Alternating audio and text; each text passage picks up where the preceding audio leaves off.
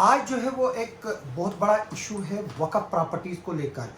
जम्मू कश्मीर में जो वक़्फ़ प्रॉपर्टीज़ है, इवे की प्रॉपर्टीज़ है या पिछले दिनों स्टेट लैंड को लेकर जो है वो काफ़ी चर्चा रही है। लेकिन इस वक़्त एक गवर्नमेंट ने कमेटी कंस्टिट्यूट की है कि जो वक़्फ़ की प्रॉपर्टीज़ है उनको आइडेंटिफाइड किया जाए और जो एनक्रोच्ड है वक़्फ़ प्रॉपर्टीज़ और जो उनका पर नाजायज़ कब्ज़ा है लोगों का, उसको छुड़ाने के लिए जो है वो डिस्ट्रिक्ट लेवल पर कमिटीज़ बनाई गई है। इसमें जो है वो सेंट्रल वक़्फ़ बोर्ड का जो एक्ट है वो लागू होता था।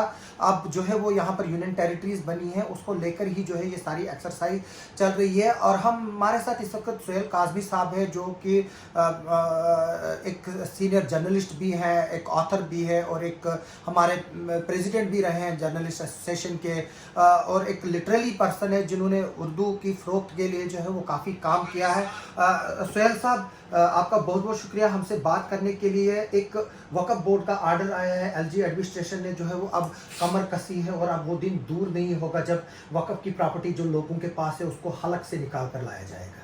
पहले तो सर आपको बहुत बहुत मुबारक है कि आपके फेवर में जो जजमेंट कल आई ऑनरेबल हाई कोर्ट से 3 साल की जद्दोजहद के बाद आफ्टर आर रियल जर्नलिज्म जो है, रियल जर्नलिस्ट आप जैसे मेरे भाई जो इन्वेस्टिगेटिव जर्नलिज्म करते हैं उनको उनकी जीत हुई है और उन सब नेगेटिव लोगों की हार हुई है जो जर्नलिज्म के नाम पे समाज में दबा है।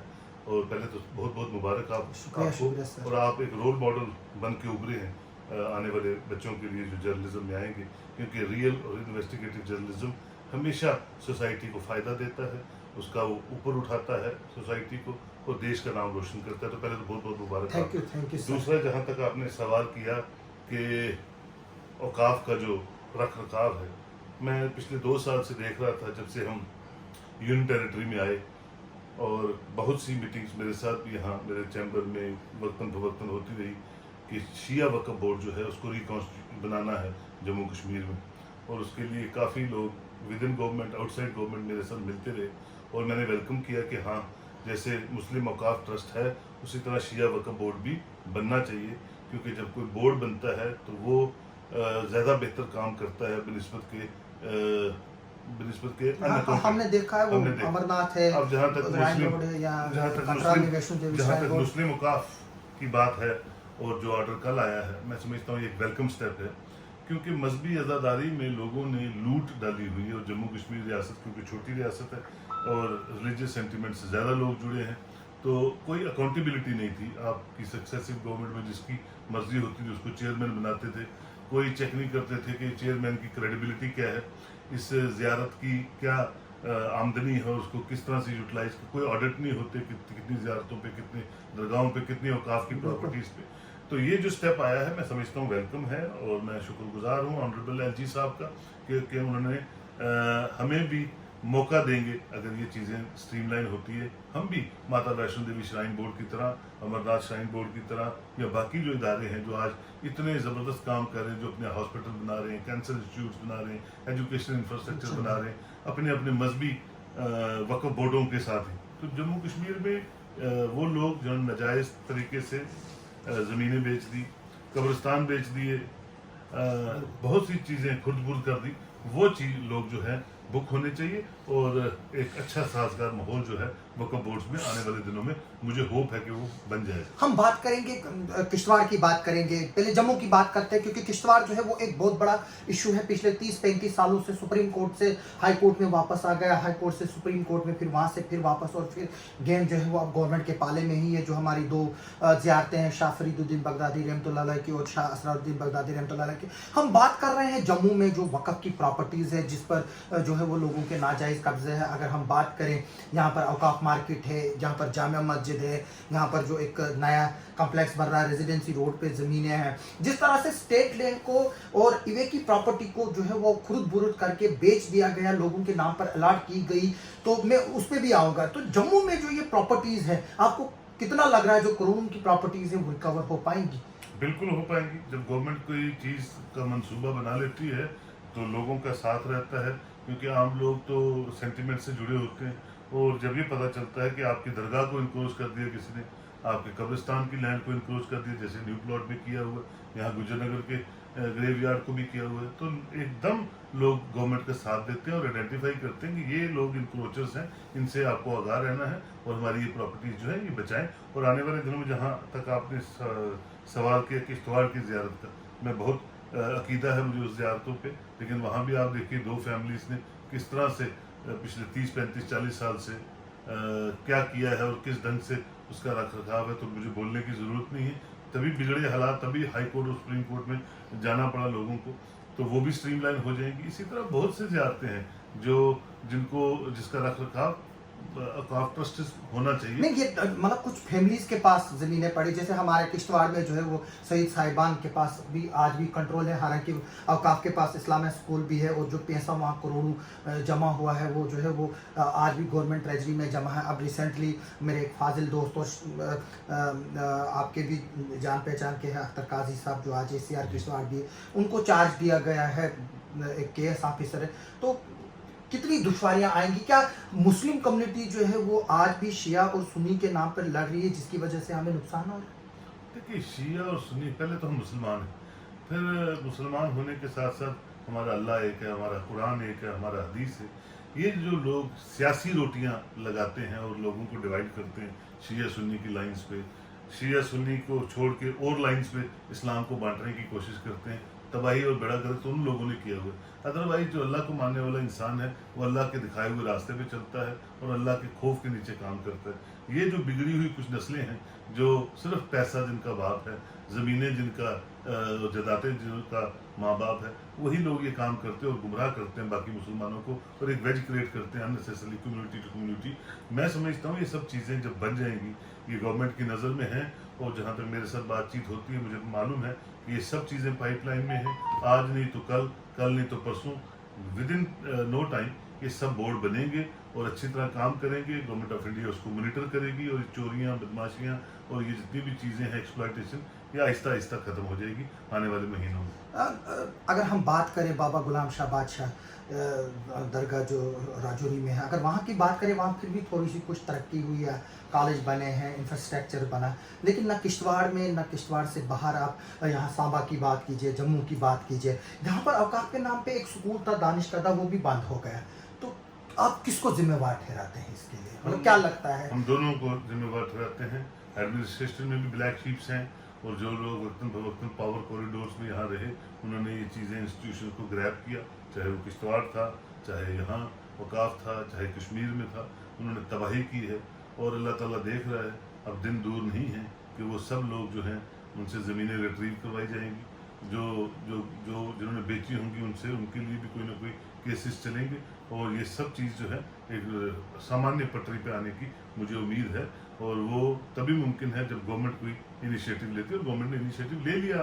आप LG मरमू साहब से मिले थे, सेना साहब से भी मिले हैं इस इशू को लेकर, शायद पहले गोरा साहब से भी मिले हैं, आप मलिक साहब से भी मिले, तो क्या लग रहा है, क्या इसका जो है वो खाका आएगा आगे सामने चलकर, कब तक आएगा? मुझे लगता है 90% काम हो चुका हुआ और 10% जो काम है वो इन हाउस है। इसलिए मरकजी सरकार ने LG साहब को ऑथराइज कर दिया, you go forward as far as creation of the boards are concern. अब वो किस तरह से बनाते हैं, किन लोगों को, क्रेडिबल लोगों को उसमें इंक्लूड करते हैं, रीजन वाइज किस तरह रिप्रेजेंटेशन देंगे, रिलीजन वाइज किस तरह रिप्रेजेंटेशन वहाँ देंगे और ये बोर्ड को कैसे मजबूत करना है। और टोटली ये under the supervision of government of India होगा और इसका जो रख रखाव है वो गवर्नमेंट ऑफ इंडिया करेगी। और मुझे लगता है कि आने वाले दिनों में आप एक नया मॉडल देखेंगे वक्फ बोर्ड्स का, जो सीधा हेल्प करेगा कम्युनिटी टू कम्युनिटी और रिलीजन टू रिलीजन। तो मैं समझता हूँ वेलकम स्टेप है और हमें इसका समर्थन करना चाहिए।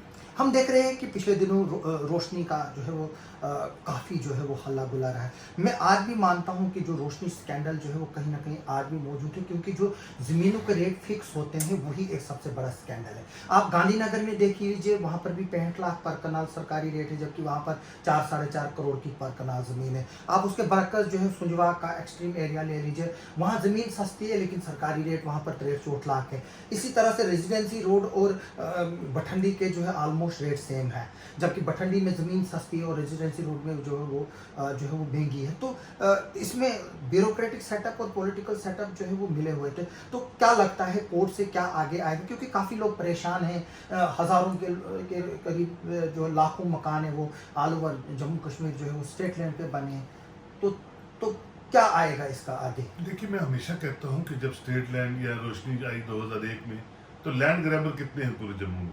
लैंड ग्रैबर लोग हैं 100 लोगों को आइडेंटिफाई कीजिए, और जिन्होंने, जो हलवाई थे, जो बर्फ बेचते थे, जो चाय बेचते थे, और आज वो 500,000 करोड़ के मालिक बन गए हैं। पहले तो लैंड ग्रैबर्स को पकड़िए और उनके साथ उस नेक्सस को पकड़िए जो स्टेट लैंड, फॉरेस्ट लैंड को ऑक्युपाई करते हैं। देखिए, गरीब आदमी जो है वो 2 मरले 10 मरले 5 मरले लेता है, उसको तो पता ही नहीं होता स्टेट लैंड ना, की और वही फॉरेस्ट हम लैंड। किश्तवाड़ के पलमाड़ के लोग हैं जहां पर 2 लाख रुपए का कनाल जमीन है, 2 का भी नहीं है, 1.5 का ही है।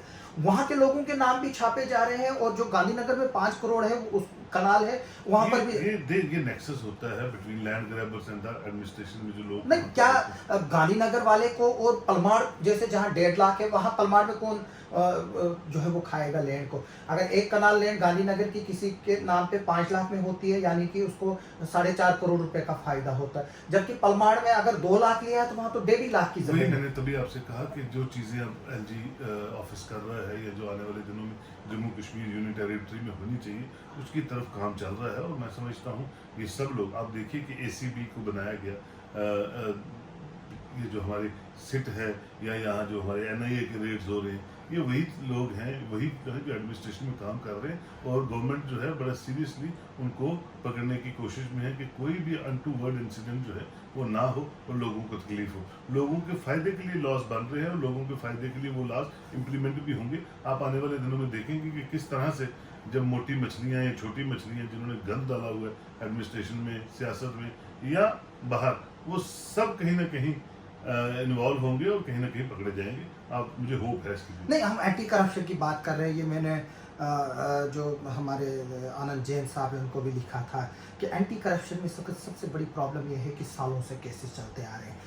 रोशनी के केसेस भी सालों से चलते आ रहे हैं, श्रीनगर के केसेस हैं, जम्मू के केसेस हैं। हम क्योंकि इन्हीं 2 डिस्ट्रिक्टों को प्राइम मानते हैं, और साथ में अगर श्रीनगर में बारामूला और अनंतनाग डिस्ट्रिक्ट की, यहाँ पर सांबा, कुटवा और उधमपुर की बात करें तो यही कुछ एरियाज़ हैं जहाँ पर ज़मीनों के काफ़ी रेट है और उनको सस्ते दामों पर खरीदा गया है। तो जब आपने बात की एलजी साहब से, बाकियों से, तो वो क्या बता रहे हैं, कब तक ये प्रोब्स कंप्लीट होंगे, कब तक जो है वो इसका फाइनल डिसीजन आएगा? क्योंकि कोर्ट में तो सालों लटकता रहेगा ये। सर, मेरी इन इश्यूज पे बात नहीं हुई है, लेकिन मेरी बोर्ड्स के लिए उनके साथ मीटिंग हुई, सिन्हा साहब के साथ भी 2-3 बार हुई। लेकिन जो चीज़ गवर्नमेंट कंसीव करती है वो लाइक माइंडेड लोगों के साथ डिस्कस करती है, सिविल सोसाइटी को इन्वॉल्व करती है, ताकि अच्छे से अच्छी चीज़ जो है वो आने वाले दिनों में स्टेट में आए। और मुझे होप है, देखिए करप्शन हमारे यहाँ ब्लड में है, करप्शन हमारी नर्व्स में है, तो करप्शन को एकदम साफ कर पाना तो एलजी एडमिनिस्ट्रेशन नहीं कर पाएगी, क्योंकि सारी तरफ से चोरियाँ ही चोरियाँ हैं।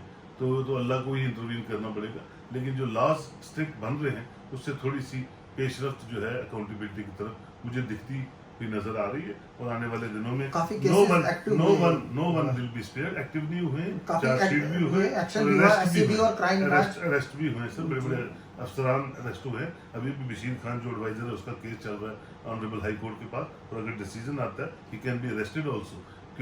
क्योंकि ये सब लोग जो हायर चेयर्स पे बैठते थे, ये अपनी डिक्टेशन से सियासत चलाते रहे, रियासत चलाते रहे, और करप्ट प्रैक्टिसेस में इन्वॉल्व रहे। आपकी क्या राय है गवर्नमेंट को जो रोशनी है उसको लेकर क्या करना चाहिए? देखिए, जो तो जहाँ रेजिडेंशियल अकोमोडेशन बन गई हुई है, जैसे नानी नगर स्टेट लैंड था, आफ्टर ऑल आपने रेगुलराइज किया, त्रिकुटा नगर आधा स्टेट लैंड था, आपने रेगुलराइज किया, प्रीत नगर पूरा स्टेट लैंड था, आपने रेगुलराइज किया। उसी तरह जो बाकी इलाके हैं जहाँ रेजिडेंशियल जो पॉपुलेशन है वो बहुत ज़्यादा 2 लाख 3 लाख बस गई, उनको नॉर्मल नॉमिनल रेट्स पे रेगुलराइज करें, और आगे से चेक एंड बैलेंस रखें और लॉज स्ट्रिक्ट रखें। कोई लैंड ग्रैबर इंक्रोचर जो है वो स्टेट लैंड ना ले सके, और उसके लिए आप फांसी रखिए सदा, और चौक में दीजिए फांसी अगर कोई स्टेट लैंड या फॉरेस्ट लैंड को ऑक्युपाई करता है। तो इसमें एक सजेशन भी हमने दी थी गवर्नमेंट को कि अगर आपको लगता है किसी का स्टेट लैंड पे कोई वो नाजायज़ कब्जा है, वहाँ डिमोलिश ना करे, बल्कि अगर वो मकान बना है उसको as a school, as a hospital use करें। हम चाहेंगे कि गवर्नमेंट इस तरफ भी देखे कि डिमोलिश करने के बजाय जो है वो अगर वो कोई कीमत न दे मैंने पाए आपसे तो सर उसको आपसे पहले ही कहा कि रेगुलराइज करना ही गवर्नमेंट के पास चारा रह जाता है, क्योंकि 10,000 घरों को या 1 लाख घरों को डिमोलिश करना कोई असूल नहीं है, कोई तरीका नहीं है। होमलेस करना, शटरलेस करना लोगों, लेकिन हाँ वो लोग जो स्टेट लैंड या गवर्नमेंट लैंड या फॉरेस्ट लैंड को इनक्रोच करते हैं या जुल्म करते हैं, उनको चेक करने की ज़रूरत है और उनको बुक करने की भी ज़रूरत है। सर अब हम इवेक की प्रॉपर्टी पे आते हैं। इसका भी एक बहुत बड़ा जो है वो शेयर है इवेक की प्रॉपर्टी को लेकर। कोड़ियों के दाम जो है वो अलॉटमेंट की गई है 370 टूटने से पहले, 4 महीने पहले यूटी बनने के से पहले जो है यहाँ पर प्राइम लोकेशंस की जो लैंड है वो कुछ चंद लोगों को जो है ऑफिशियल्स की तरफ दी गई। तो जिस तरह से वक़्फ़ लैंड पर नाजायज़ कब्जे हैं, स्टेट लैंड में बंदर बांट हुई, उसी तरह इवेक की प्रॉपर्टी जो यहाँ पर है उसमें भी जो है वो बंदर बांट हो रही। तो उसको बचाने के लिए क्या करना चाहिए और क्या जो है वो सही देखिए, है? एग्रो की प्रॉपर्टी जो है वो गवर्नमेंट ने बड़ी बार सोचा कि जो रेजिडेंशियल अकोमोडेशंस हैं लोगों के पास, उसको उनको परमानेंट प्रोप्राइटरी राइट देनी चाहिए और जो ज़मीनें हैं उनको अपना कमर्शियल एक्टिविटीज़ में मुलव्वस करना चाहिए। लेकिन बदकिस्मती से यहाँ कुछ ऐसे एडमिनिस्ट्रेटर भी है जिन्होंने गरीबों के पेड़ पे सीधा लात मार दी कि आपने अगर मकान कस्टोडियन का लेना है तो उसका असेसमेंट करा के 45% उसका वो दो, प्रीमियम दो। उसके बाद अगर आपका रेंट 100 रुपये का तो आपको रेंट 10 गुना बढ़ा देंगे। उसके बाद अगर आप कंस्ट्रक्शन अपने पैसे की करते हो उसमें भी हम सर चार्ज लेंगे। तो ये जुल्म है। हमने बहुत बार कहा है, honourable home minister of India को भी कहा कि ये प्रोप्राइटरी राइट्स आप दे दीजिए, क्योंकि मेजॉरिटी वो लोग हैं जो हैंड टू माउथ हैं, जिनके पास कोई ऐसा सरमाया नहीं है। कस्टोडियन की टूटे हुए छत के नीचे वही सोता है जो गरीब होता है। या नहीं, क्या आपको लगता है कि वो लोग अब वापस आएंगे? अब तो 75 साल से ज़्यादा हो चुके हैं आज़ादी को। कौन आएगा वापस? मैं तो उस तरफ भी गया बहुत बार, वहाँ भी प्रोप्राइटरी राइट दे दी हुई है पाकिस्तान गवर्नमेंट ने। पाकिस्तान से तो हमसे तो बहुत मरा हुआ मुल्क है, गुर्बत से मुल्तवी मुल्क है, उन्होंने भी प्रोप्राइटरी राइट्स दे ली। तो इंडिया को भी मुझे लगता है आफ्टर ऑल देनी पड़ेंगी। और कितने पॉलिटिकल पार्टी ने अपने मैनिफेस्टो में भी लिखा कि हम जब पावर में आएंगे तो हम प्रोप्राइटरी राइट देंगे।